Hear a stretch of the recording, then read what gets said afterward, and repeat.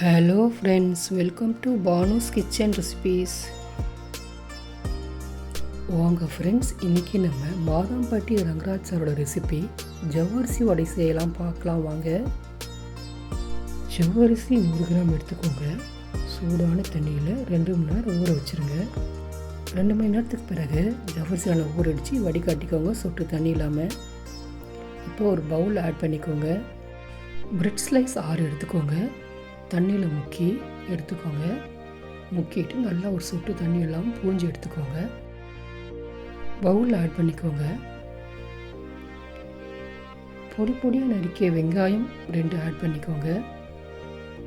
பச்சை மிளகாய் 5 பொடி பொடியாக நறுக்கியதை ஆட் பண்ணிக்கோங்க. துருவிய இஞ்சி 1 ஸ்பூன் ஆட் பண்ணிக்கோங்க. கருவேப்பிலையும் கொஞ்சம் பொடி பொடியாக நறுக்கி ஆட் பண்ணிக்கோங்க. இந்த ரெசிபிக்கு தேவையான உப்பு ஆட் பண்ணிக்கோங்க.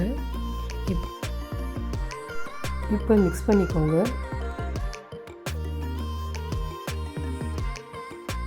மேலே மாவு லூஸ் ஆகிடுச்சுன்னா 2-3 ஸ்பூன் அரிசி மாவு ஆட் பண்ணிக்கோங்க. கரெக்டான கன்சிஸ்டன்சிக்கு வந்துடும். மாவை சின்ன சின்ன உருண்டைகளாக எடுத்து கையில் தட்டி எடுத்துக்கோங்க.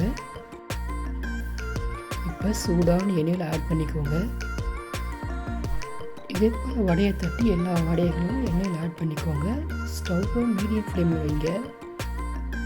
ஒரு பக்கம் பொரிஞ்சவொன்னே திருப்பி போடுங்க. இப்போ வடை 2 பக்கமும் நல்லா பொரிஞ்சிருச்சு.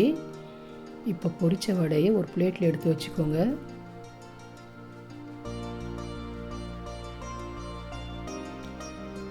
இதே போல் எல்லா மாவையும் வடை தட்டி எடுத்துக்கோங்க. ஜவ்வரிசி வடை ரெடி ஆயிடுச்சு. இந்த வடையை நிச்சயமாக நீங்கள் வீட்டில் ட்ரை பண்ணி பாருங்கள். வடை ரொம்ப டேஸ்ட்டாக மொறுமொறுன்னு இருந்துச்சு.